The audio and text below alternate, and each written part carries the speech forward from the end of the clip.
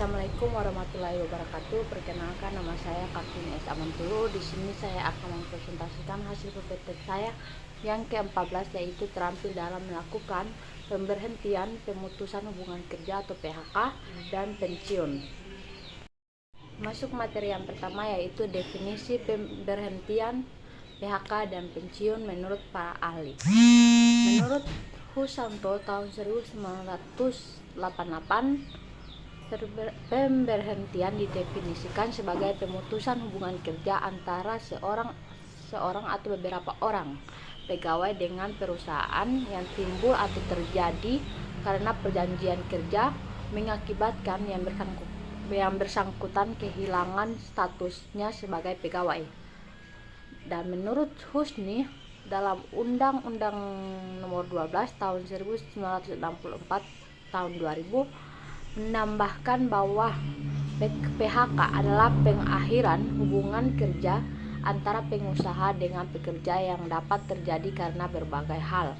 Dan pensiun seperti dikemukakan oleh Turner dan Helms dalam Hurlok tahun 2002 adalah peran baru dalam hidup seseorang yang berhenti dari pekerjaan formal dan tidak bekerja lagi, serta mengalami perubahan ekonomi berupa pendapatan yang jauh berkurang dari sebelumnya.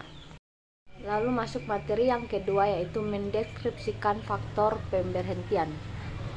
Menurut saya ada dua faktor pemberhentian, yaitu pertama resignasi, yaitu salah satu faktor paling umum yang menyebabkan pemberhentian adalah keputusan sukarela karyawan untuk mengundurkan diri dari pekerjaan mereka.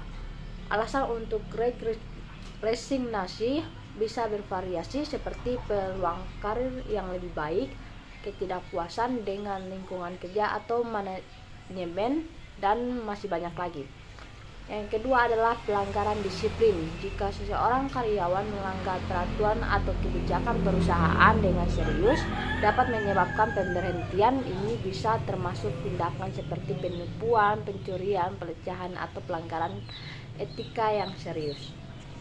Mendeskripsikan faktor pemberhentian, adapun mendeskripsikan faktor PKH, yaitu pertama, penurunan ekonomi global atau regional atau sektorial dapat menyebabkan perusahaan mengalami kesulitan keuangan.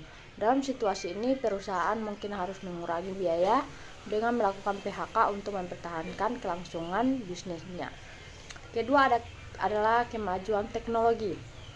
Seringkali mengubah cara kerja di berbagai sektor. Jika pekerjaan tertentu menjadi tidak relevan atau digantikan oleh otomatisasi atau teknologi baru, perusahaan mungkin harus melakukan PHK untuk mengurangi jumlah karyawan yang tidak lagi diperlukan.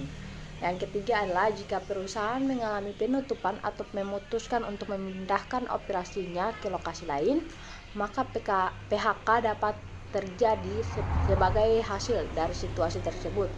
Penutupan pabrik, pengurangan skala operasional, atau alasan geografis dapat menjadi faktor yang mendasari PKH dalam hal ini. Selain faktor pemberhentian dan PHK, ada pun faktor pensiun. Ada dua, yaitu pertama, salah satu faktor utama yang mempengaruhi pensiun adalah usia. Di banyak negara ada batasan usia tertentu di mana seseorang dianggap memenuhi syarat untuk menerima tunjangan pensiun dari pemerintah atau dana pensiun perusahaan. Usia pensiun yang umum adalah sekitar 60 atau 65 tahun, tetapi dapat bervariasi tergantung pada peraturan dan kebijakan yang berlaku di negara masing-masing. Yang kedua adalah kondisi kesehatan seseorang dapat menjadi faktor penting dalam keputusan pensiun. Beberapa individu memilih untuk pensiun ketika mereka menghadapi masalah kesehatan yang serius atau ketika mereka tidak lagi dapat bekerja secara fisik atau mental seperti yang mereka lakukan sebelumnya. Pensiun dapat memberikan kesempatan untuk lebih fokus pada pemulihan dan menjaga kualitas hidup yang lebih baik.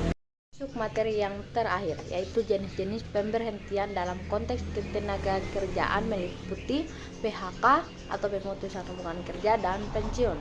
PHK terjadi ketika hubungan kerja antara seorang karyawan dan perusahaan diberhentikan secara paksa. PHK dapat terjadi karena berbagai alasan, termasuk restrukturisasi perusahaan, pengurangan tenaga kerja, penutupan perusahaan, atau kinerja yang buruk. Pada saat PHK, karyawan biasanya menerima tunjangan atau kompensasi tertentu seperti uang pesangon atau hak-hak lain sesuai dengan peraturan ketenagakerjaan yang berlaku di negara tersebut. Pensiun juga memberikan kesempatan bagi karyawan untuk menikmati masa tua dengan mengandalkan dana pensiun yang telah mereka akumulasikan selama bekerja dan menerima tunjangan pensiun secara rutin untuk memenuhi kebutuhan finansial mereka selama masa pensiun. Baik PHK maupun pensiun memiliki implikasi keuangan dan emosional yang signifikan bagi individu yang terlibat, dan keduanya dapat mempengaruhi kehidupan seseorang secara menyeluruh. Baik, itulah hasil presentasi saya yang ke-14. Jika ada salah kata dimohon maafkan. Wabillahi taufiq wal hidayah. Wassalamualaikum warahmatullahi wabarakatuh.